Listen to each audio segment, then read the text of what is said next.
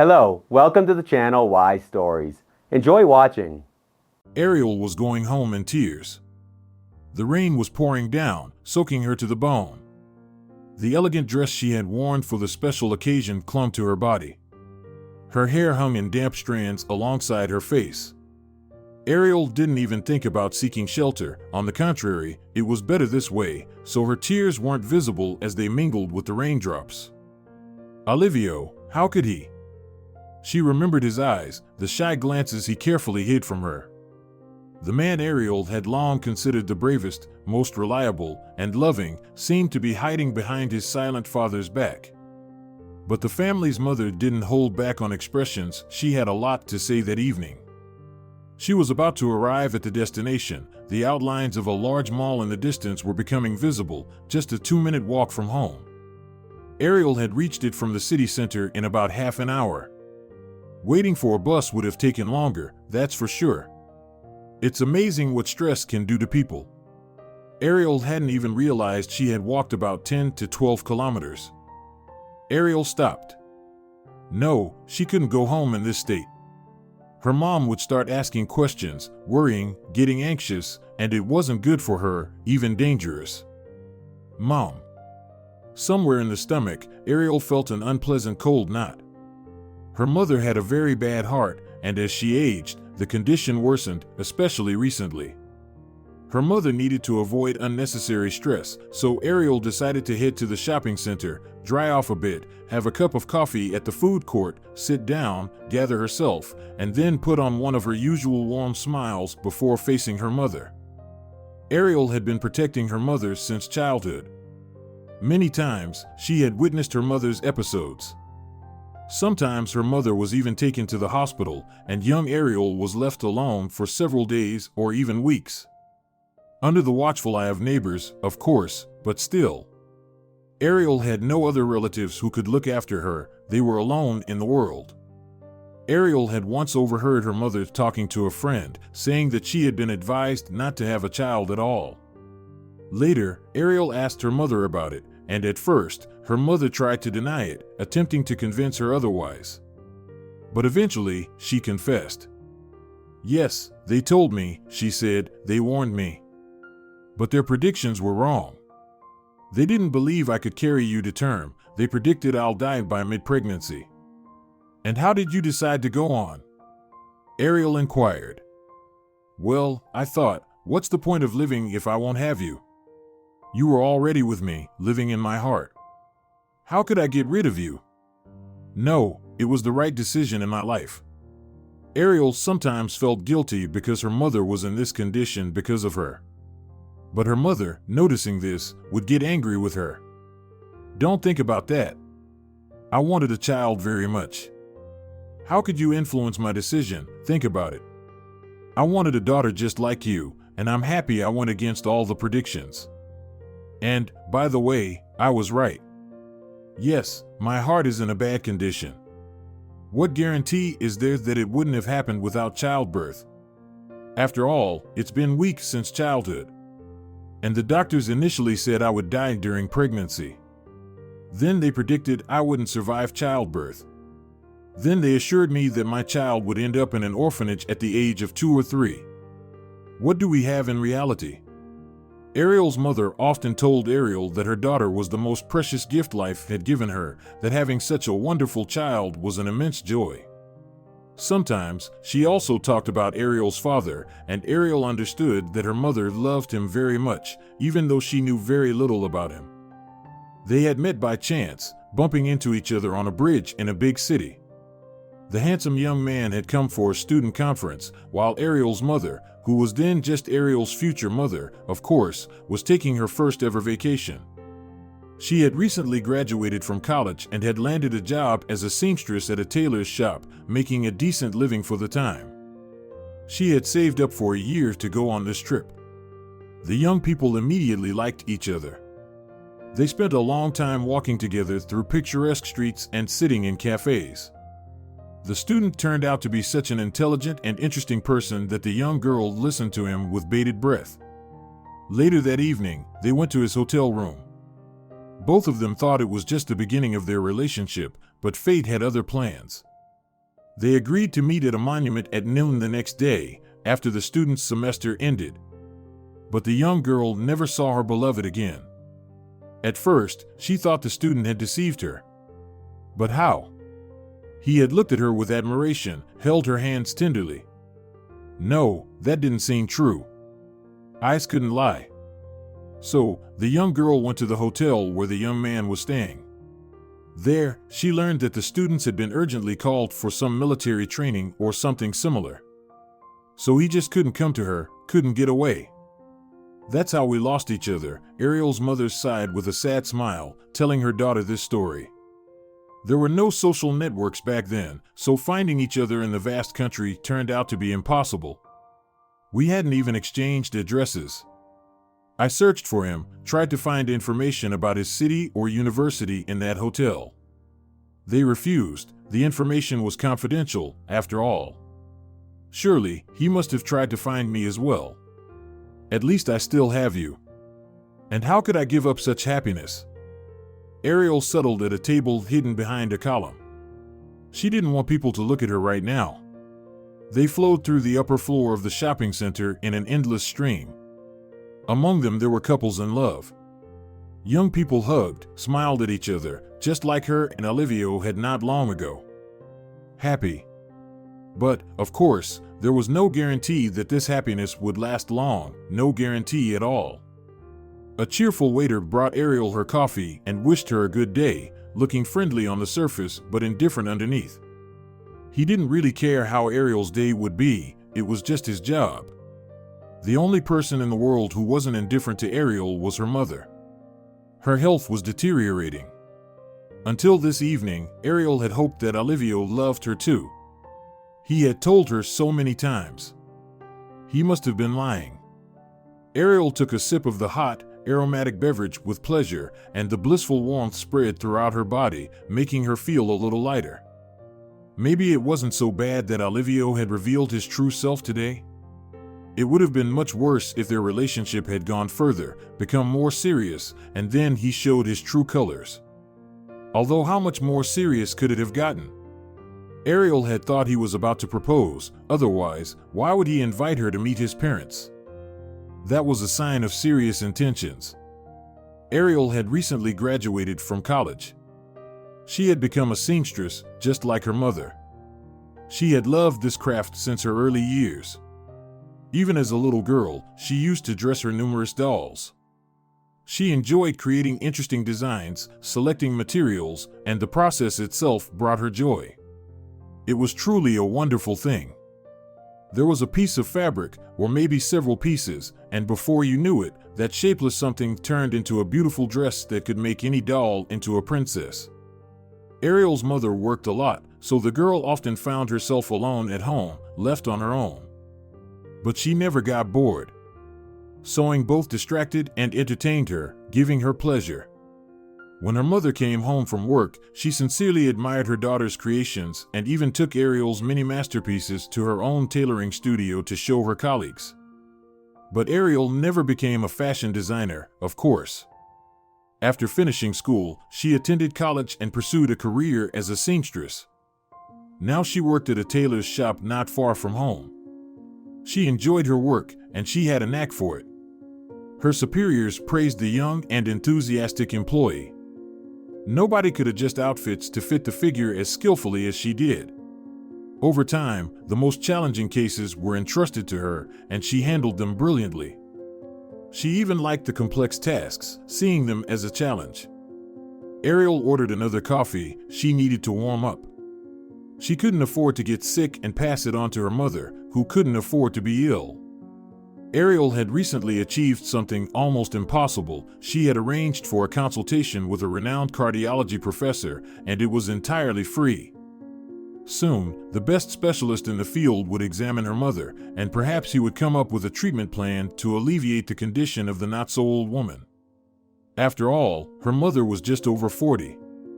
Yet she struggled to breathe when walking, as if she were 100 years old. And her bathroom shelf was filled with medication bottles. All of this caused Ariel pain and great fear. Olivios somehow distracted the girl from these sad thoughts, shifting her focus just by his existence. He lived as if in some other world. The son of wealthy parents, he fluttered through life like a carefree butterfly. There were meetings with friends, traveling, parties in his life. Always cheerful and happy, he seemed to charge everyone around him with his optimism. Moreover, Olivio was quite the handsome fellow. Tall, athletic, with perfectly chiseled facial features, a broad, white-toothed smile, charming dimples on his cheeks, and a perpetual bronze tan. Olivio often traveled with his parents. Even in winter, they flew to the ocean, where they sunbathed and frolicked in the azure waves. Olivio also dressed stylishly and with taste. He looked like a guy from a fashion magazine and could easily have become a model. But he had different plans for his life. Olivio was studying at a prestigious economics university. When he and Ariel had first met, he was just finishing his penultimate year. Ahead lay a challenging but exciting year, state exams, writing his thesis, graduation, and then working for his father, a well-known local businessman who owned a chain of auto repair shops. What could these two have in common? Ariel, a poor girl who had recently graduated from college and was working as a seamstress, and Olivio, a bright representative of the golden youth? But fate had other plans for them, and by the will of fate they met in a nightclub. Ariel had never been a fan of such places. Firstly, they were very expensive, and Ariel had spent half of her monthly salary to go to this club, which was extremely impractical given her situation. But Sylvia, a childhood friend and neighbor, had begged Ariel to accompany her. Sylvia had always dreamed of a glamorous life and wanted to experience the atmosphere of an upscale nightclub, even if it was just for one evening. She had even bought a special dress for the occasion. How could Ariel refuse her friend's plea? Ariel didn't particularly dress up for the club. She wore her favorite tight jeans and a flowing, wide top.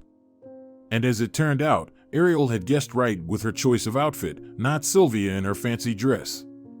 Nearly all the girls in the club were dressed similarly to Ariel. It was no big deal.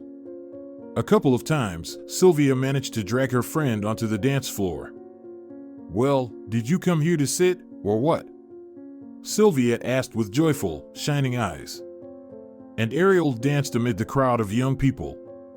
It was indeed pleasant to let loose and surrender to the waves of sound. In one of those moments, Olivio approached her.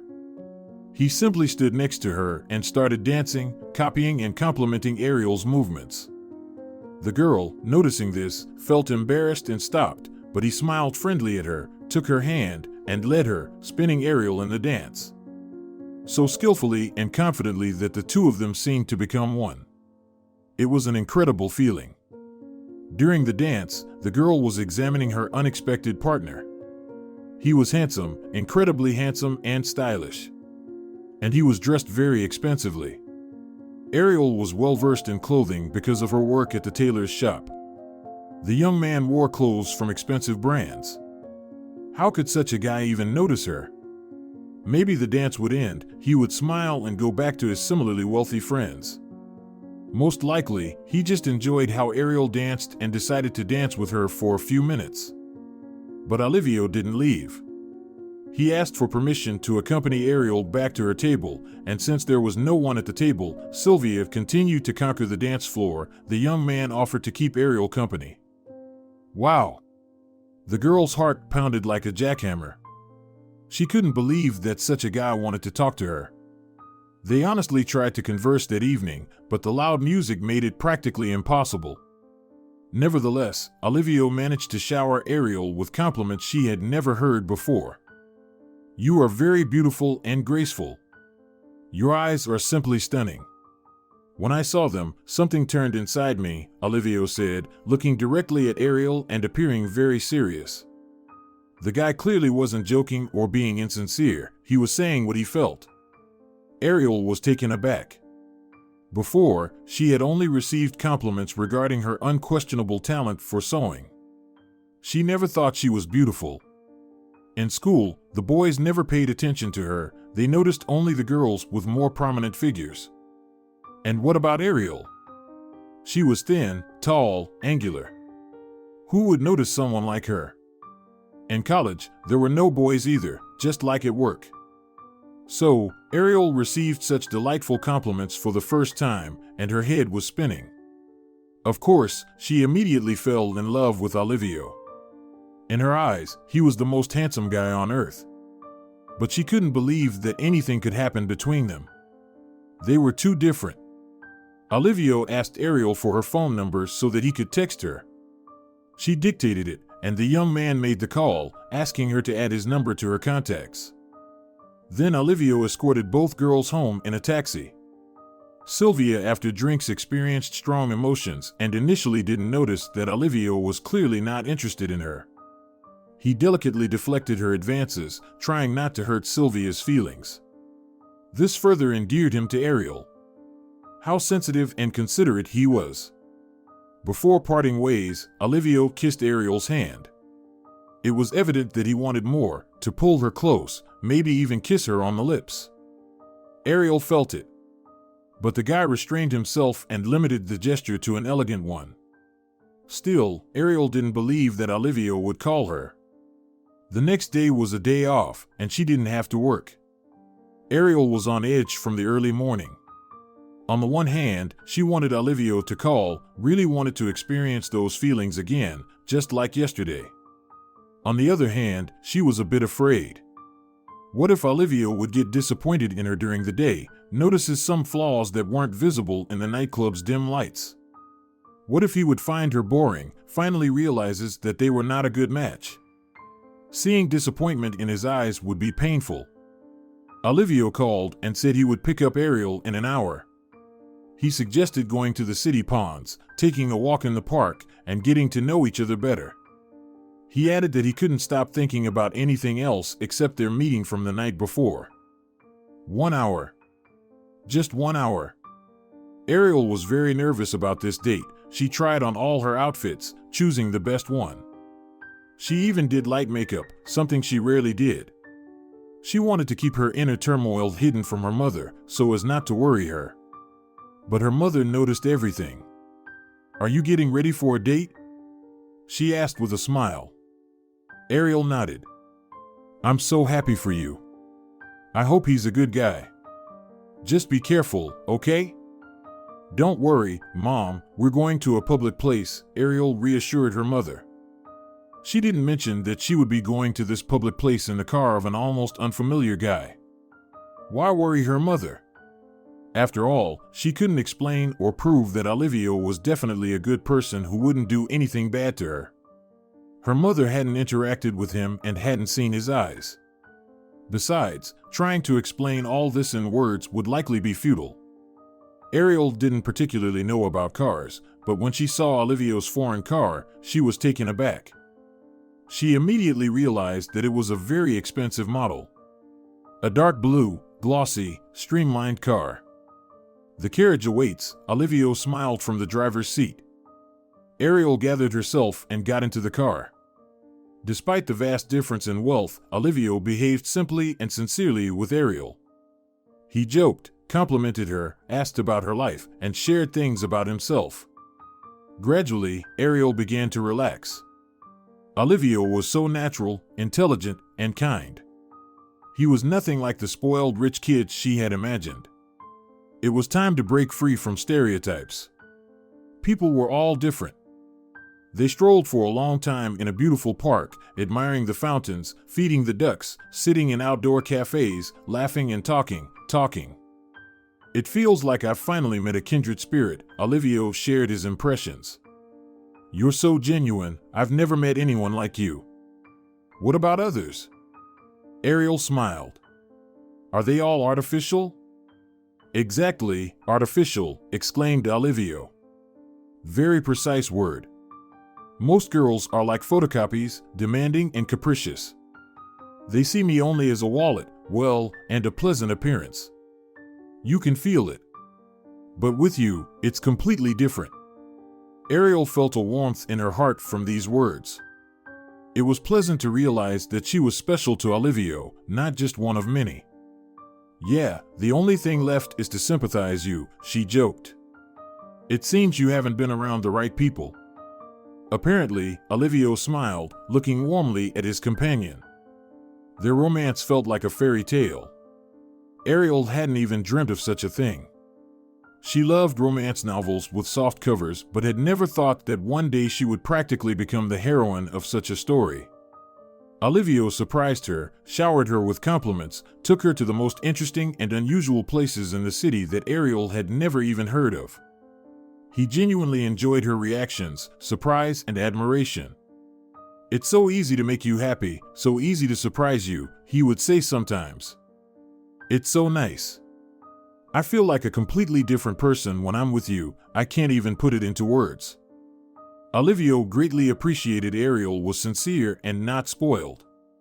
Moreover, he often reminded her of how beautiful she was, showing her photos of famous models and actresses who resembled her, and he gave her items that accentuated her physical qualities. Olivio took care of Ariel, tried to make her happy, and protect her. It was so delightful. Ariel was beginning to feel like a real princess, beautiful, delicate, and loved. She had never thought of herself that way before. Certainly, Ariel's mother noticed the changes happening with her daughter and knew about her boyfriend, but they had not met. The woman asked her daughter questions about her chosen one. Upon learning that he was very wealthy, she became a bit uneasy. "Be careful, darling. Rich people tend to choose their equals as life partners and simply amuse themselves with others," she cautioned. "Oh, come on, Mom," Ariel argued. "These are just stereotypes." Of course, her mother didn't understand. She didn't know Olivio, she couldn't see the way he looked at Ariel. Olivio's not like that. Besides, it's the 21st century, and you're still stuck with these outdated ideas, Ariel countered. "I just don't want him to break your heart," her mother shook her head, looking at her daughter with concern. And what happened in the end? Her mother turned out to be right after all. Time passed, and nothing changed. Maybe at first, Olivio was genuinely charmed by Ariel. She was different from his previous girlfriends, modest, unspoiled, hardworking, without any capriciousness, just obedience and admiration.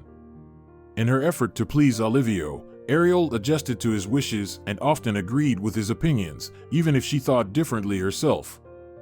She wanted him to be happy with her. But, of course, they couldn't have a future together. Only then, infatuated with emotions, did Ariel refuse to accept this fact. Ariel and Olivio had been together for almost a year. Their relationship was becoming more serious, and Ariel couldn't imagine her life without her beloved. He also wanted to spend as much time with her as possible. However, Olivio had limited time due to finishing his studies and frequently traveling to the seaside with his parents. On his return, he always brought Ariel gifts, unique jewelry, colorful souvenirs, exotic outfits. Ariel missed him. Olivio said he missed her too while he was at the beach. "Someday, I'll show you all this beauty. You'll look amazing in a white swimsuit against the backdrop of the ocean waves. When I finish university and officially announce that I have a fiancé," Olivio said. "A fiancé?" Ariel's heart sank somewhere deep. Really? It sounded like a proposal deferred in time, but still. "Of course, a fiancé," Olivio nodded. "Aren't you against it? I thought it was self-evident that we would get married soon. Right now, it's not the right time, but that day is not far off." Ariel just hugged Olivio, pressed against him, and closed her eyes. She felt truly happy. Olivio didn't make a formal proposal. There was no ring or wedding planning discussion. It was just implied in that conversation that Ariel and Olivio would eventually get married. Later, Olivio defended his diploma, and his father offered him a job, just as expected from the beginning. Olivio was quickly becoming financially independent, which he was pleased about. Ariel rejoiced along with him and hoped that now he would finally propose to her. However, for several months after defending his diploma, he didn't propose to her. Instead, Olivio mentioned that it was time for Ariel to meet his parents because their relationship was very serious and the family was eager to get to know the chosen one of their only heir. "Do you think it's necessary?" Ariel clarified. She was very anxious about meeting Olivio's relatives. Family had always been very important to him, and Ariel knew that. She was afraid of disappointing his beloved's parents. Of course, it's necessary. Why are you worrying? Everything will be fine, Olivio assured her. As always, Ariel unquestionably believed Olivio's words because he still seemed strong, reliable, and determined to her at that time. If her beloved said that everything would be fine, then it would be. The meeting was scheduled for a Friday evening at one of the city's most luxurious restaurants.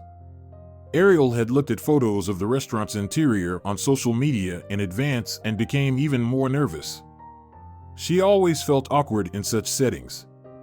Although Olivio occasionally invited her to similar places, this time she would have to interact with his parents, and she didn't know how they would perceive her. On the other hand, even if she didn't make a good impression on Olivio's mother and father, it wouldn't affect their relationship. He was already independent and an adult, making his own choices in life, as Olivio had emphasized. So Ariel's happiness didn't depend on this meeting.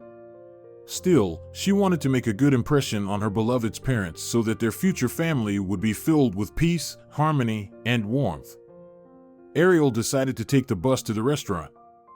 She had run out of money for a taxi, and her next paycheck was still a week away. Most of her earnings for the month had gone toward her mother's medication. But it was all right, Ariel didn't mind taking the bus. In fact, she sometimes intentionally chose longer routes to enjoy the cityscape and have some time to herself. However, she couldn't relax this time. She kept winding herself up with anxious thoughts, and her soul was restless. Ariel had a gut feeling that the meeting wouldn't go smoothly, and as it turned out later, her intuition didn't fail her. The bus was nearly empty, rush hour had long passed. Ariel sat with her forehead pressed against the cool window, trying to calm herself down, but it wasn't working. Perhaps she shouldn't have worn this sundress?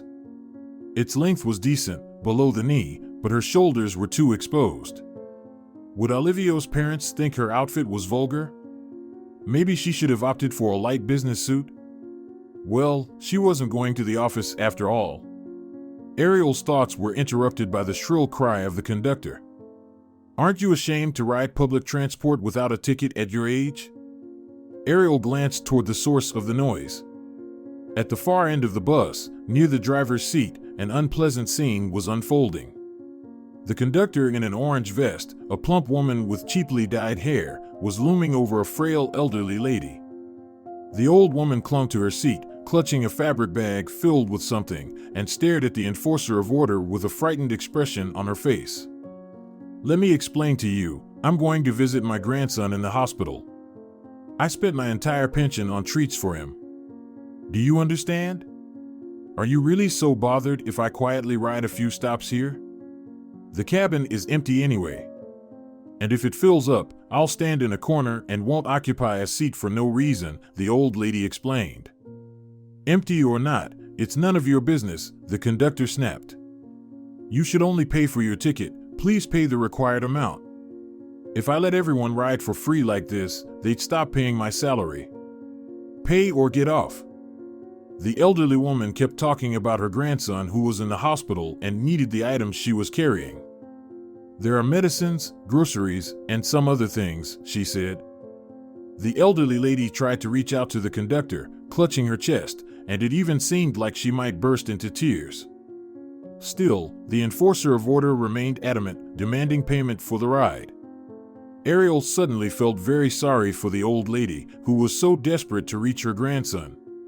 Perhaps there was no one else to come to see this person, who knew in what situation people found themselves. The fare wasn't that high. Ariel wasn't wealthy, but she could certainly spare that amount for a good deed. The old lady had eyes filled with despair and fear.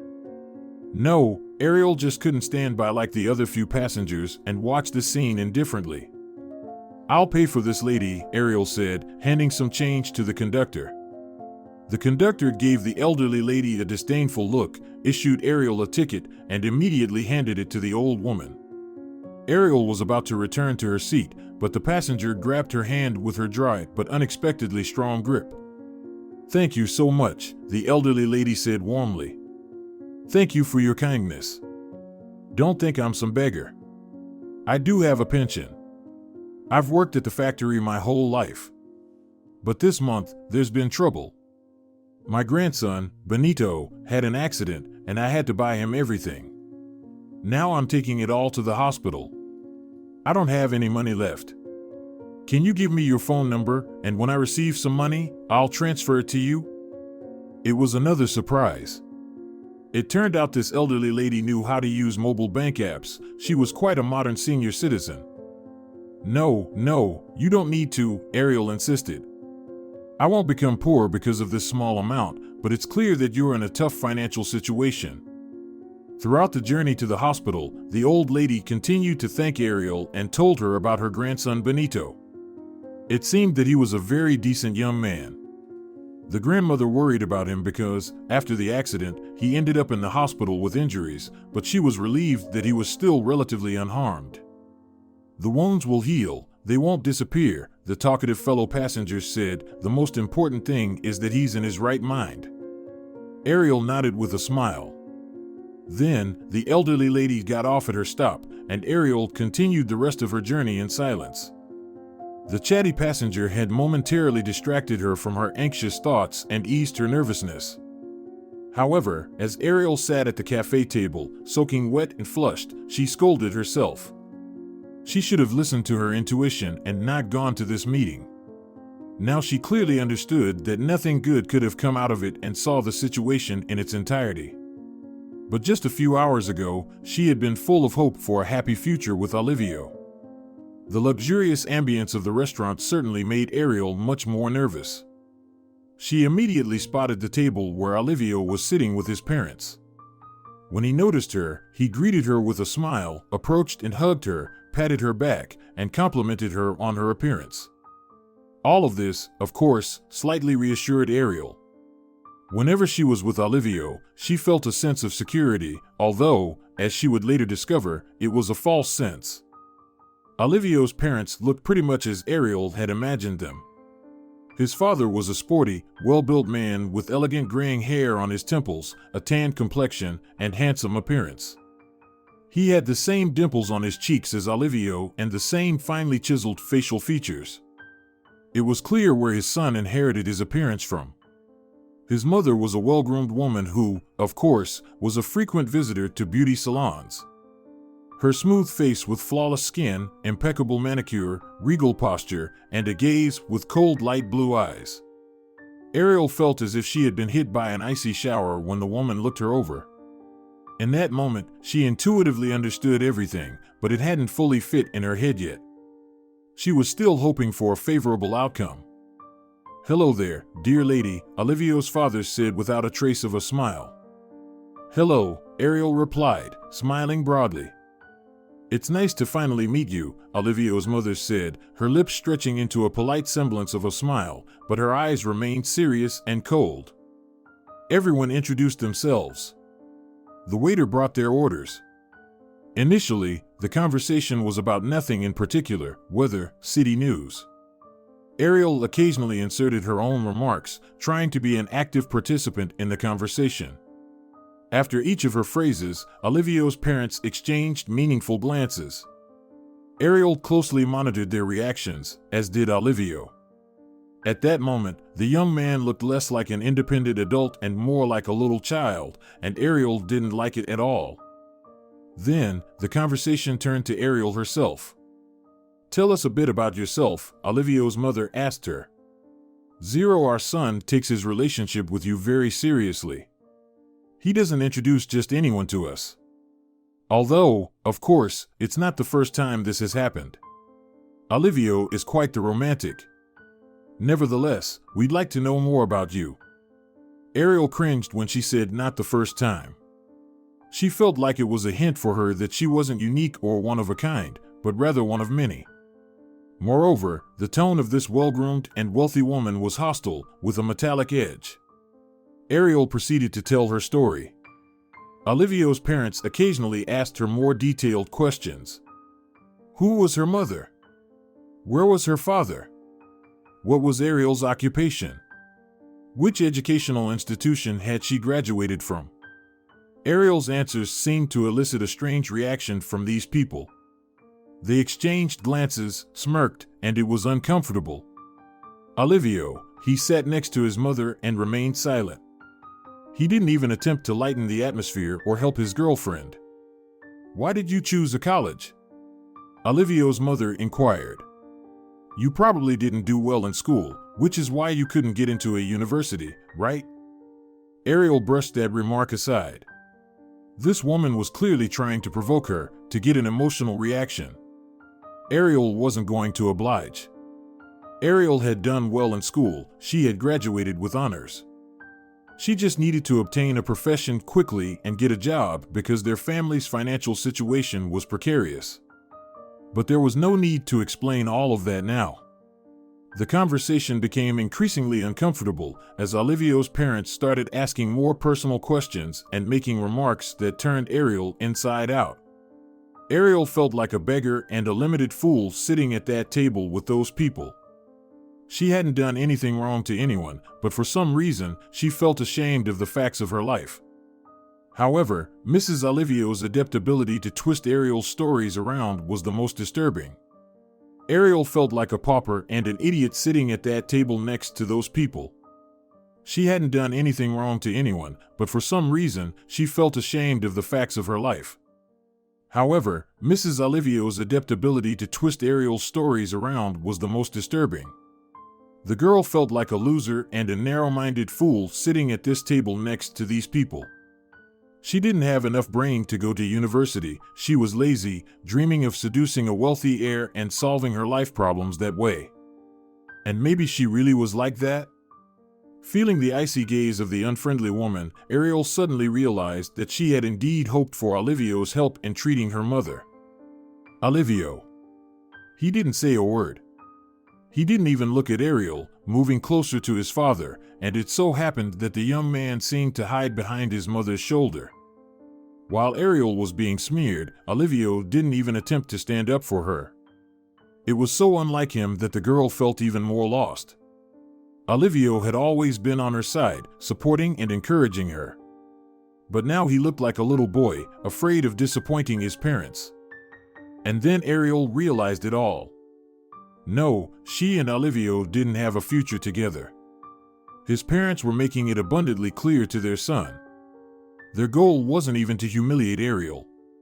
They were demonstrating to their only heir that the girl, a seamstress, living with her sick mother in a tiny apartment, was not a match for him, and their son was learning the lesson perfectly.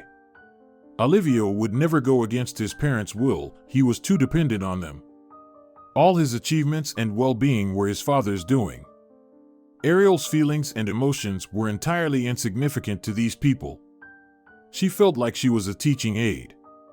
Olivio's mother didn't care at all that such humiliation could cause psychological trauma to the girl. The main thing was to demonstrate to her son the fallacy and foolishness of his choice. Apparently, that's why the meeting was set up in the first place. Ariel felt tears welling up in her eyes. What had she done to deserve this? What wrong had she done to these people? Throughout her life, Ariel had not done a single thing that she should be ashamed of. She got up from her seat. I understand everything now. It's time for me to go. She didn't want to break down in front of this family. No, she wouldn't give them that satisfaction. Ariel hurried towards the exit of the restaurant. No one tried to stop her. She still hoped that Olivio would run after her. After all, he loved her so much, he had said it many times. But Olivio stayed with his parents. Once outside, the girl burst into tears. Luckily, it was raining, and it went unnoticed by those around her. Ariel didn't wait for the bus, she started walking. Movement always calmed her.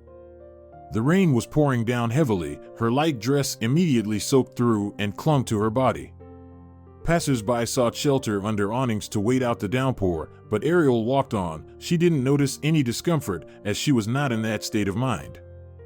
How could Olivio treat her like this? Ariel had been so sure about this person, grateful that she had found her soulmate so early in life. It turned out she had made it all up. Olivio was only interested in her as a novelty. He was used to dating spoiled princesses, and here was a modest girl who had never seen anything bright and interesting in her life. Perhaps he enjoyed feeling like a patron, opening up the world to a poor beauty. But he clearly had no special feelings for her, otherwise Olivio would not have sat there like a statue while his mother humiliated the defenseless girl right in front of him. And now Ariel sat in the shopping center, gulping down one cup of coffee after another. Her hair had almost completely dried and now curled beautifully. The dress was also dry. And Ariel had recovered enough to meet her mother. She would act as if nothing had happened. She couldn't let her mother see the darkness in her soul. She needed to protect her mother. She was the only person in the world who genuinely loved Ariel and probably always would. Men. They were likely all the same as Olivio. They could sweet-talk you and then, after having fun, break up with you. Perhaps her father had been the same. Maybe her mother was hiding something from her, or simply didn't realize that the boy she had once blindly fallen in love with had run away from her. Ariel returned home and immediately went to the bathroom. "Did you get caught in the rain?" asked her mother, who was lying in the bedroom, clutching her chest. She was feeling unwell again. "Yes," Ariel smiled casually, "I got completely soaked. I want to take a hot shower not to get sick. I'll make you some coffee now." "No, lie down and rest. I'll do it myself." In the shower, Ariel shed a few more tears. This time, the tears brought relief, washing away the negative emotions. Ariel tried hard to act as if nothing had happened, but her mother noticed the changes in her daughter. Nothing could be hidden from her attentive gaze. "Did you have a fight with Olivio? How did you know?" "Well, first of all, you're not going on dates anymore. That's hard not to notice. And secondly, your eyes have been so sad lately." "We broke up," Ariel nodded. "He turned out to be quite a mama's boy. Thankfully, I realized it in time." "Did he hurt you?" "No, not at all. I just saw that he's an ordinary mama's boy, and that's not what I want. I was disappointed, of course, but it's all okay now. The Olivio I fell in love with, he didn't even exist, you know? I just had a perfect image of him in my head. That's why I'm sad. But I'll be smarter in the future." Ariel smiled broadly, trying to show her mother that everything was fine. However, deep down, she still felt the pain. Her dreams of a happy life with her beloved had been shattered. Ariel still recalled the old Olivio with a sense of longing, the one who existed in her imagination before that restaurant encounter. She had thought she had found the perfect man, only to discover that such individuals probably didn't exist. It had been so painful and frightening for her then. Olivio's parents, especially his mother, had humiliated her without restraint and showed no regard for her feelings. If only Olivio had tried to defend his girlfriend, to support her, Ariel wouldn't feel as devastated as she did now. But, alas. Ariel tried to continue with her life as before. She worked, spent time with her friends, and read a lot. She constantly cleaned her apartment to distract herself, and while her home was clean, her heart remained far from peaceful. Then came the long-awaited appointment with the professor. Ariel went to the clinic with her mother. The professor turned out to be a tall, thin old man with piercing blue eyes. He carefully reviewed the history of the seriously ill patient. He didn't say anything immediately but ordered several additional tests. All the necessary procedures were carried out at the same clinic, quickly and efficiently, without waiting in long queues. The professor personally escorted Ariel's mother to different departments. Ariel was delighted. What an attentive approach he had. At their previous hospital, they'd never experienced it. As it turned out, the professor was in a hurry for a reason. He, an experienced medical professional, quickly realized that the situation was dire, critical. After all the examinations, the trio returned to the professor's office. The professor was ready to deliver his verdict. "Well, there's nothing good I can tell you," he said, gesturing with his hands. "It's hard to believe that these are the test results of such a young woman. Your heart is worn out, it's barely functioning. Medications won't help, you need surgery." Ariel clenched her mother's hands tightly, and her mother hung on to every word of the doctor, trying to stay calm. The operation should have been done a long time ago. I don't understand how your primary doctor could have let the situation deteriorate like this. Irritation was evident in the professor's voice. You might even consider suing him, but that can wait. Right now, the most important thing is the surgery. Then the professor went on to explain the details. The upcoming operation was going to be complex, very complex. Not every cardiac surgeon would take on a patient in such a condition. Treatment had to be done in the capital city. That meant they needed money for travel expenses, accommodation, and the cost of expensive medications. Moreover, the surgery itself was exorbitantly expensive. When the professor mentioned the amount, Ariel flinched. There was simply no way for her and her mother to come up with that kind of money, unless they sold their apartment and ended up on the streets. But even if they did that, real estate wouldn't sell so quickly, and the money was needed right now. All of this needs to be done as soon as possible, the professor said seriously, looking at the bewildered visitors. Every day matters. What happens if we don't have the surgery? Ariel's mother asked. I just can't imagine where we would find such a sum. Is medical therapy an option? No, the doctor replied immediately. No medications will help you at this point, only surgery. What should we do? Ariel whispered.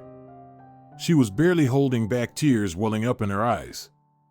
All her previous worries about her disappointment in Olivios suddenly seemed utterly insignificant. This was a real catastrophe, and she didn't know how to deal with it. You could try reaching out to a charitable foundation, the professor suggested. They often raise funds for medical treatments and help many people. The doctor quickly typed on his keyboard to find the relevant folder, located what he was looking for, and printed a list of charitable foundations. Here, this is a list of foundations that actually provide help and aren't involved in fraud. Ariel grabbed the list like a drowning person grabbing onto a straw. On the way home, both mother and daughter remained silent, each lost in their own thoughts. The woman was facing a difficult choice, to fight or leave everything as it was, because the odds were heavily against her. Ariel, on the other hand, was feverishly searching for a solution. She saw no other way but to fight for her mother's life until the very end. Upon returning home, Ariel immediately started calling every charitable foundation on the list. She hoped they would help, she was certain they would. But no one was willing to assist them. Ariel received various responses to her inquiries. Some immediately stated that they exclusively focused on sick children, as if adults didn't find themselves in dire situations or didn't want to live as much. There were also vague rejections without sensible explanations. Only after calling to one place Ariel opened her eyes. You see, the woman who answered the call explained with a guilty tone, your situation isn't very appealing. People tend to donate for little kids and parents of young children so that they don't become orphans, especially mothers. In your case, you're an adult woman, working, and your daughter is already grown up. So, there's no chance that anyone will respond to your plea. Ariel was grateful to the woman for her, albeit harsh, honesty. At least now she understood why all the foundations were turning them down. It meant she had to find alternative ways out of this dire situation. Hoping for foundations was just a waste of precious time.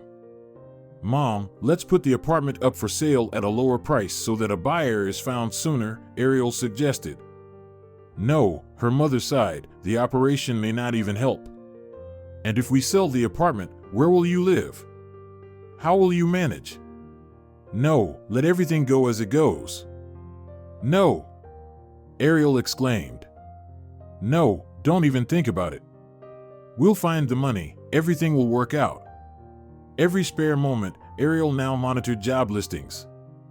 She was willing to do anything, work in remote locations in the north, respond to questionable advertisements offering obviously illegal activities for relatively good pay. But she quickly realized that this wasn't a solution either. By the time she got a job and worked for a couple of months to qualify for a loan, precious time would have been lost. Plus, there was the risk of falling into trouble, dealing with scammers. Most of the ads promising riches seemed highly suspicious. And if something happened to her, how would her mother cope? Who would help her? Ariel was in despair. She cried every day out of helplessness, secretly from her mother. In contrast, her mother appeared surprisingly calm. She seemed to have accepted her fate and didn't even attempt to do anything, understanding that it was futile. One day, Ariel took a desperate step because she had no one else to turn to. She dialed Olivios' number. They hadn't communicated all this time. Olivio hadn't called, hadn't written, hadn't even tried to apologize for his behavior at the restaurant. It seemed like he was perfectly fine with Ariel disappearing from his life. One less problem to deal with. After everything that had happened, Ariel despised Olivio. She considered him a mama's boy, and even his name irritated her. She had deleted all their shared photos to avoid stumbling upon them on her phone. Those pictures just kept hurting her. In them, she was so happy, so in love, and she had no idea what awaited her. But, one way or another, only Olivio could help her. He was wealthy, didn't worry about money, and might lend her the necessary amount, even with interest, just to get the money sooner. Ariel knew a bank wouldn't grant her such a loan, her financial stability was too low. But she would try to find work wherever possible, just to pay off the debt as quickly as possible. She wasn't afraid of work, but the prospect of losing her mother terrified her to the core. Of course, it wasn't easy to dial Olivio's number, but she was doing it for her mother. If it weren't for her mother's illness, Ariel would never have contacted her failed fiancé. Olivio answered immediately. His voice sounded somewhat surprised, but there was no hint of guilt or remorse in it.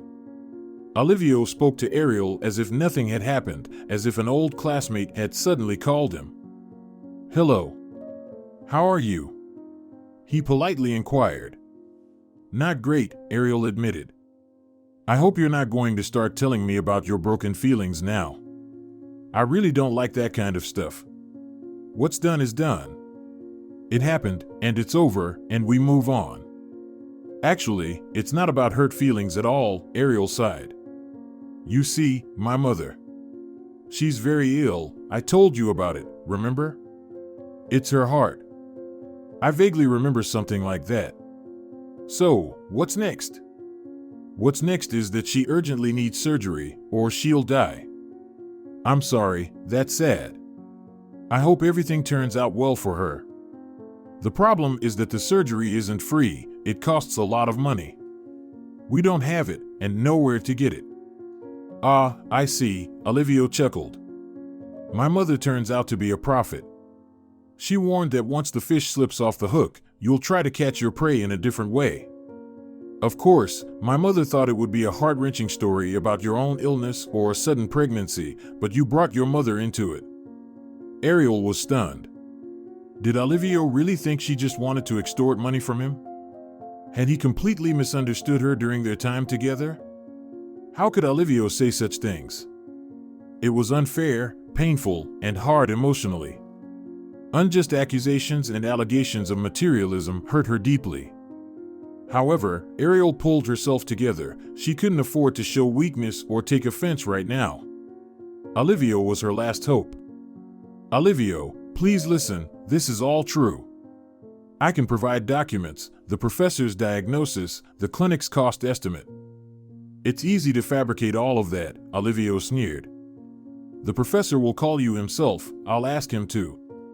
"Are you making fun of me? Anyone could make that call.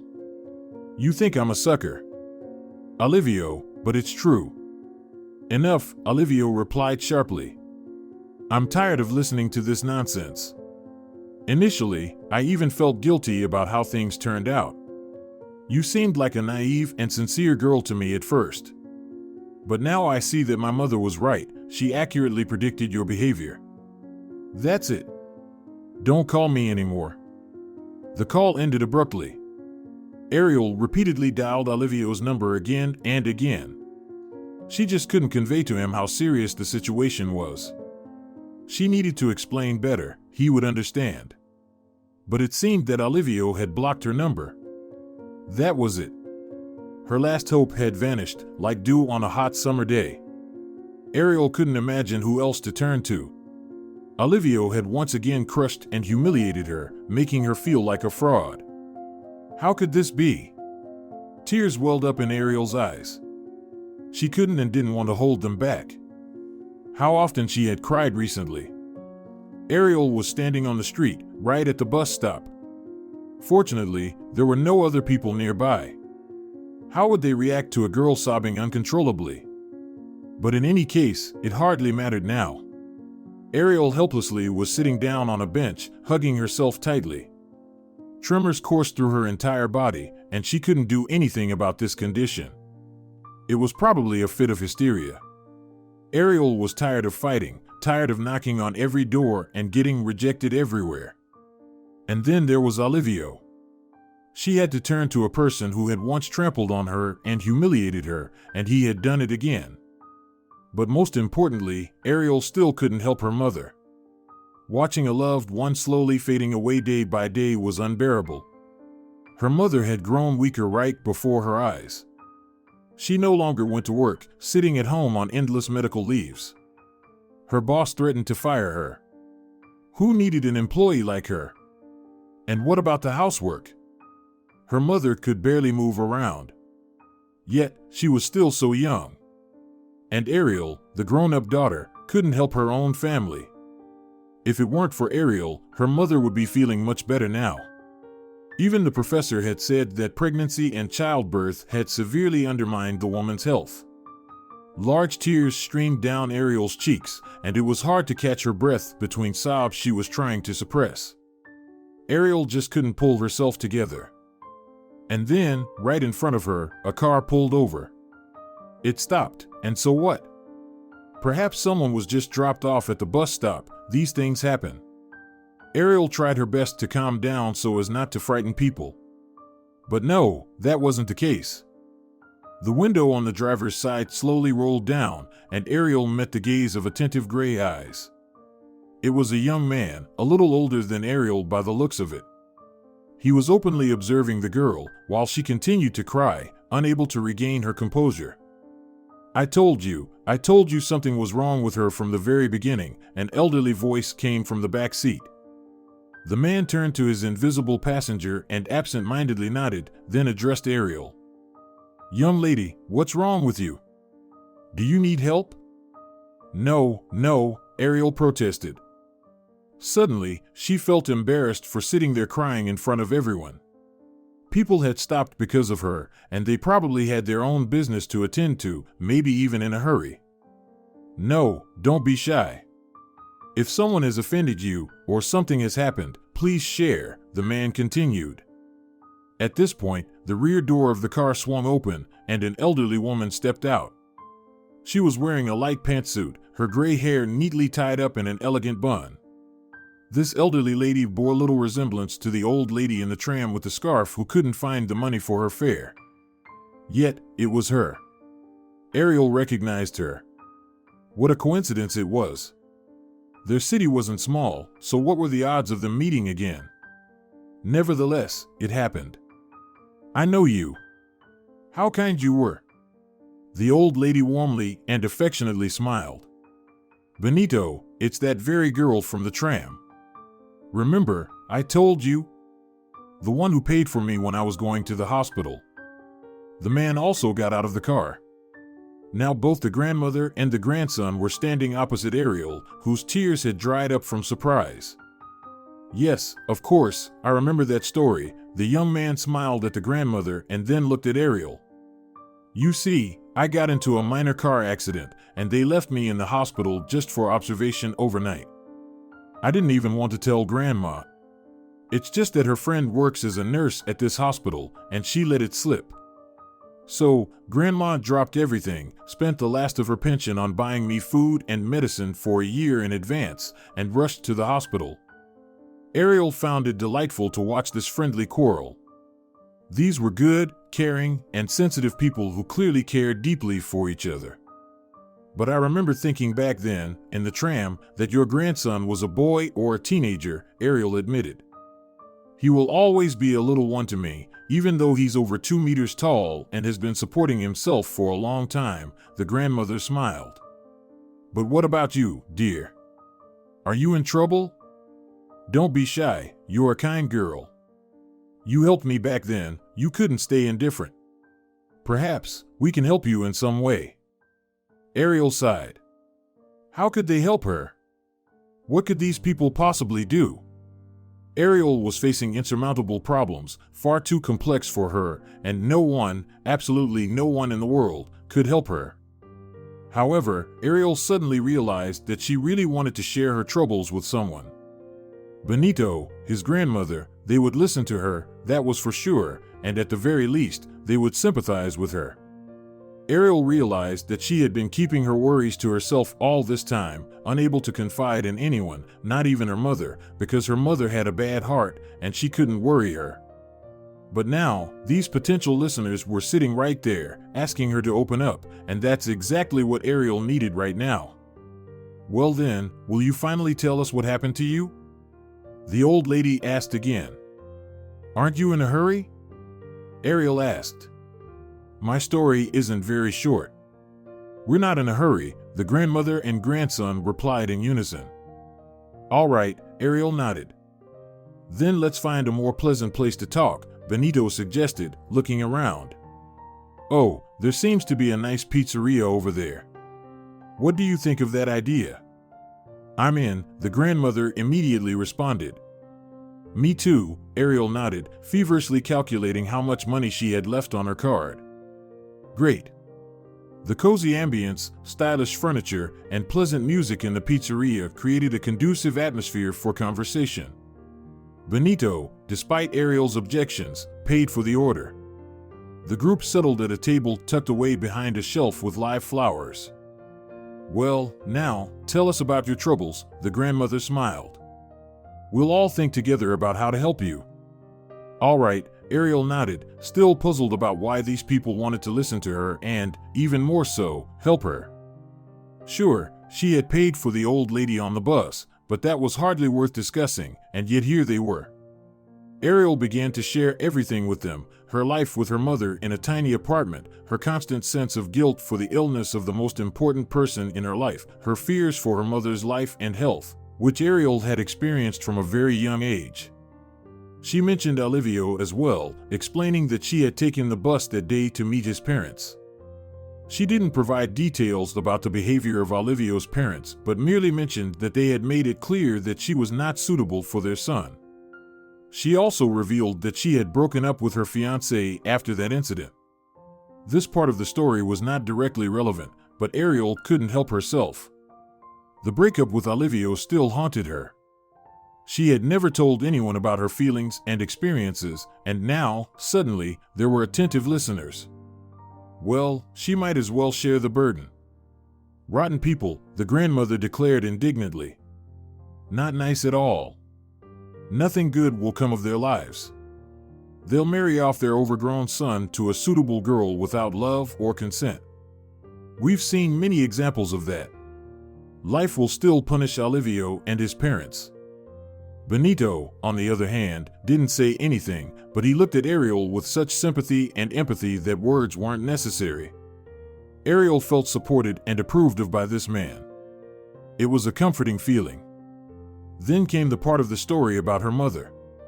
Ariel told them about the consultation with the renowned professor and his diagnosis.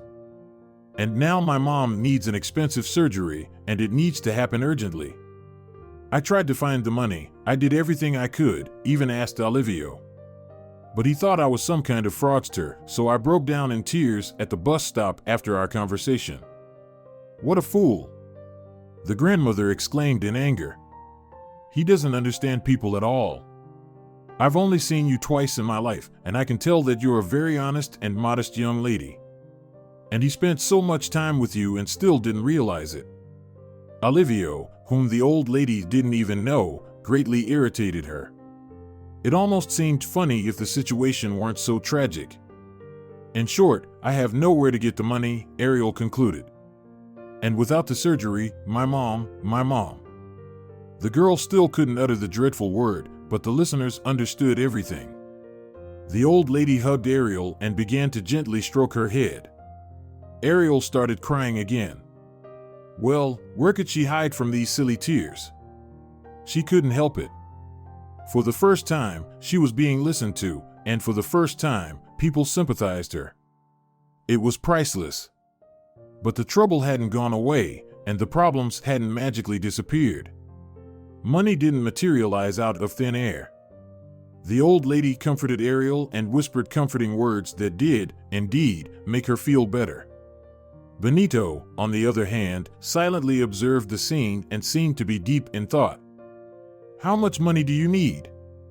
The man finally asked. Ariel mentioned the figures, which sent her into a panic. Benito raised his eyebrows in surprise. And you, grandson, what did you think? The grandmother sighed. These are the prices nowadays, and an ordinary person can't afford to fall ill. Can't this surgery be done for free? He asked. It can, Ariel replied, having regained control of her emotions with the help of the kind old lady. But we should wait for almost a year, and my mom doesn't have that much time. Well, I'm willing to provide the amount for the treatment, Benito stated. The grandmother looked at her grandson with pride and approval. Ariel's eyes widened in surprise. Could Benito really afford to give her such a sum? He didn't appear to be extremely wealthy. He dressed well, but not extravagantly, and his car was good, but not elite, like Olivios. Moreover, how could she accept such a gift from practically strangers? Ariel's mind was in turmoil. How could she think about such details when her mother was slowly deteriorating without the surgery? She needed to focus on finding a solution. I'm afraid I can't accept such a sum. It just doesn't feel right, Ariel said. Everything is right and fair, the old lady reassured her. You helped me in a difficult situation, and now Benito is helping you. It's like karma, ever heard of it? The amounts are quite different, Ariel pointed out. So what? Don't worry, Benito smiled and covered Ariel's hand with his warm palm, a friendly gesture that made Ariel feel better. I have the means to do this, and, in fact, I allocate a certain amount for charity every year. It's a firm rule of mine, so. Ariel couldn't understand any of it. If this Benito was so wealthy, why didn't his grandmother have enough money for bus fare? Benito is a wonderful young man, the grandmother proudly declared. He's a successful businessman. I raised him since he was a baby, after his parents died when he was just a little boy. I'm not even his real grandmother, just a lonely neighbor. I couldn't bear the thought of the child of my dear neighbors ending up in an orphanage, so I took him in, raised him like my own grandson. And from a very young age, he was smart beyond his years and serious. I knew right away that he would go far, and I was right. Granny never misses an opportunity to boast about me, Benito smiled. But she's right. I have indeed managed to build a business that generates a steady income. We make custom furniture. We have many branches now, not only in our city. There's even a branch in the capital, the grandmother added, gazing at her grandson adoringly. Every year, I allocate a certain amount for charity, Benito continued. Let your mother be the recipient of that this year. Besides, it seems like we met by the will of fate. What were the chances of us running into you at that very moment when you were crying out of despair and helplessness at the bus stop? Such coincidences just don't happen. So, can you really give us that much money? Ariel still couldn't believe her luck, but I can't just take it from you like that, she hesitated. Let's make it a formal agreement. I'll gradually repay the debt, I'll return everything. You're so stubborn, the old lady exclaimed, throwing up her hands. I understand that you might feel awkward, Benito shook his head, looking closely at Ariel. I can tell it from your behavior. I'm good at reading people. He's very perceptive, the grandmother confirmed her grandson's words. In business, you have to be. So, let's do this. I've been wanting to invest in a new venture for a while now. We'll set up a limited liability company for you, a tailoring studio specializing in custom clothing. You're certainly talented in this, according to your story. The amount for your mother's treatment will be a part of the investments in this company. Then, when this business starts generating profits, which will definitely happen, I'm quite knowledgeable in these matters, you can gradually repay me these funds as a part of the profit due to an investor. I hope I made it clear." Ariel nodded. What was happening seemed more and more like a fairy tale. Investments, a company, a new interesting job. And most importantly, money for her mother's surgery. Could this really be happening in reality? Ariel suddenly feared that she would wake up any moment and find that she had merely dreamt this wonderful dream. But no, it was all true. Benito and Ariel exchanged phone numbers, and his grandmother took Ariel's number too. "Call me when you're feeling down," the old lady said, "and just stay in touch. You're a very pleasant person, and it's enjoyable talking to you." And so, everything started moving quickly, picking up pace. Ariel's life was changing with each passing day, and these changes were making her head spin. Firstly, her mother was sent for surgery in the capital. Benito not only covered the necessary medical procedures, but also organized everything down to the last detail. He bought tickets, arranged for Ariel's accommodation in the capital, secured a comfortable room for her mother, and found all the rare medicines on the list. Ariel wouldn't have been able to handle it all by herself, especially not so quickly. Benito, on the other hand, resolved every issue as easily as snapping his fingers. He was an incredible person. Benito didn't say much, only what was necessary. Unlike his grandmother, he turned out to be a rather quiet man. Often, Benito and Ariel traveled together for various tasks, and they both remained silent, but the silence wasn't oppressive and didn't lead to awkwardness. Ariel could feel waves of warmth and acceptance emanating from Benito. She was well aware that she was falling for him. Well, who wouldn't? He was simply the perfect man. However, Ariel always reminded herself that Benito surely had a significant other. He wasn't married, and there was no wedding ring on his finger, but he definitely wasn't single. Of course, his chosen one must also be perfect, some beauty with model looks, a pure heart, and impeccable manners. Ariel couldn't possibly compare. So, Ariel could only occasionally daydream that one day Benito would notice her as a woman. These daydreams seemed like an impossible fantasy to her. For 2 weeks, while her mother recovered in the hospital after the complicated surgery, Ariel stayed in the capital. She visited her mother every day, brought her treats, and encouraged her. The doctor reported that the surgery had been successful and added that the patient had just managed to come just in time. A little more, and... In short, Benito and his grandmother had met Ariel at just the right time. Benito's grandmother kept in constant contact.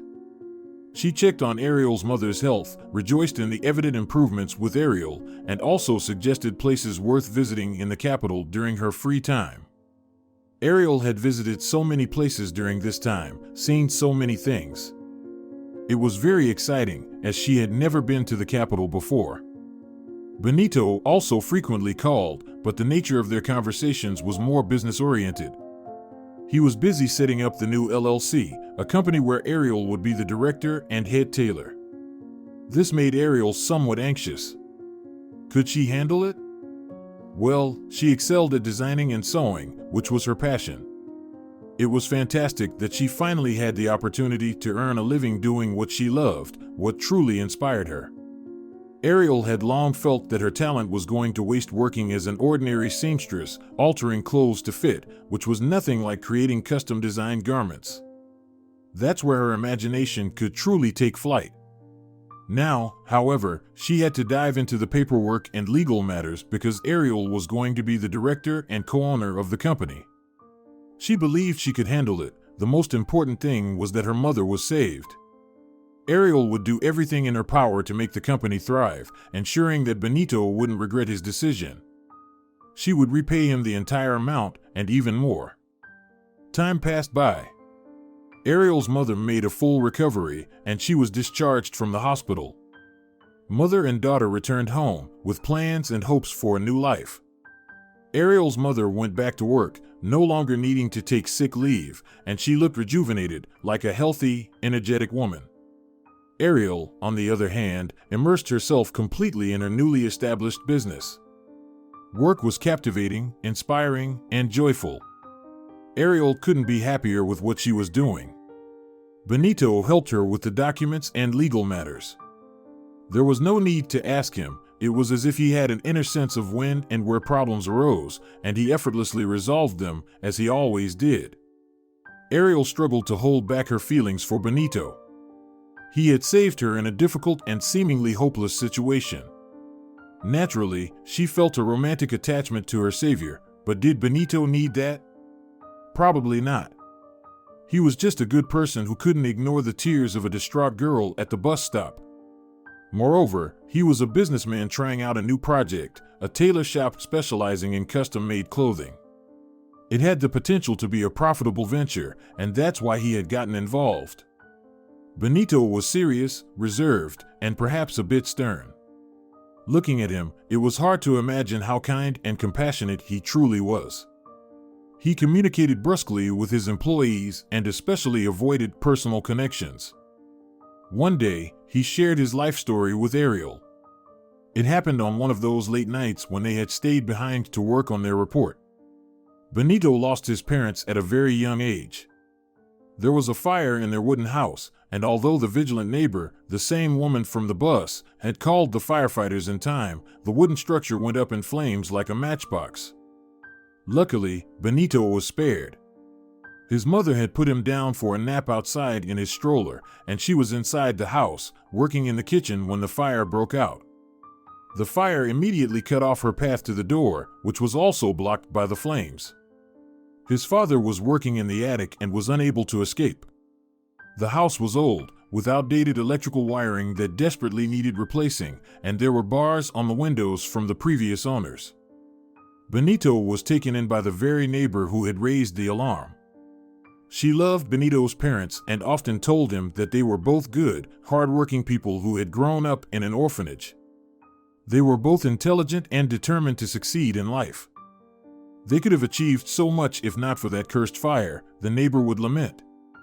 Now it's up to you to live for all three of you and fulfill your parents' plans and hopes. Benito tried his best. He was an excellent student, and studying came easily to him. He had time for walks and extracurricular activities. At an early age, Benito displayed a talent for working with his hands. In his childhood, he began making simple furniture on his own. When he was 11, he and a couple of friends set out on a journey along the highway to sell the furniture he had crafted. They sold the lightweight chairs and tables quickly. People bought the simple furniture for their gardens and summer cottages. Benito even received his first orders during that trip. Slowly but surely, Benito established his own production. By the time he finished school, he had his own company with employees, regular suppliers, and customers. Everything was as it should be, except it was all unofficial since Benito was still a minor. However, he had real money coming in. Then, he easily got into the local economics university. He deliberately chose that field of study to learn how to run his business correctly and officially. Well, at one point, I decided to legalize my mini firm, Benito smiled, recalling those times. And I succeeded. From there, it only got bigger. We grew, expanded, and opened branches. Now I'm the owner of my own mini empire. After hearing this story, Ariel had even greater respect for Benito. What an incredible person! He had risen from the bottom, going from making makeshift furniture to owning a network of furniture manufacturing businesses. It was amazing. Ariel's feelings for Benito hadn't diminished. In fact, they grew stronger with each passing day. Benito, who appeared calm and even stern on the surface, concealed a kind and attentive nature that no one knew about. She was so lucky to have him. Ariel gradually became an enthusiastic businesswoman herself. She now understood many aspects of the business and handled most issues on her own, without Benito's assistance. She even fulfilled her long-held dream of learning to drive.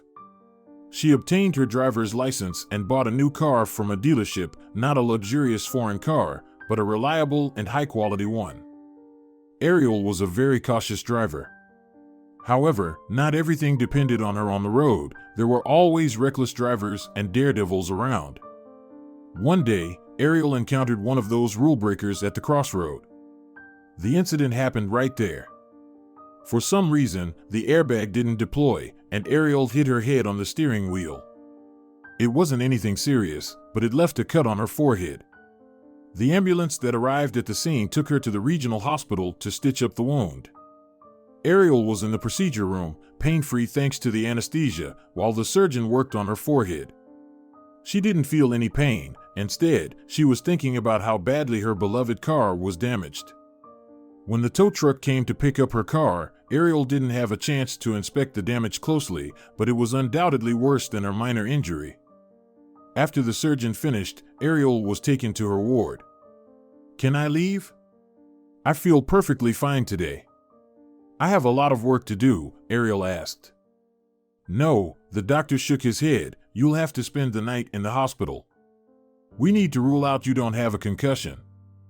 Ariel felt genuinely bored in her single hospital room. She hadn't planned on being in the hospital, so she hadn't brought a book. She would have at least read something if she had. All she had was her phone. She told her mother that she was staying at a friend's place for the night, not wanting to worry her about the accident. She was accustomed to shielding her loved ones from stress, even though her mother's health wasn't a concern. Ariel was laying on the bed, absent-mindedly scrolling through her news feed when the hospital room door suddenly burst open. Standing in the doorway was Benito, with disheveled hair and a worried look in his eyes. When he saw Ariel, who was looking at him in surprise from her bed, he rushed over and hugged her tightly. "I was so afraid of losing you," he said. Ariel felt a warm wave from head to toe. Benito said this phrase so sincerely, and it meant a lot to her. Wow! She gladly embraced him. She had been dreaming of this for so long. "I was afraid something serious had happened to you," Benito said, slightly pulling away and looking into Ariel's eyes. "I saw photos of your mangled car in the local social media, recognized the license plates. They said the driver was in critical condition. I don't think I could go on without you anymore." "I'm perfectly fine," Ariel smiled.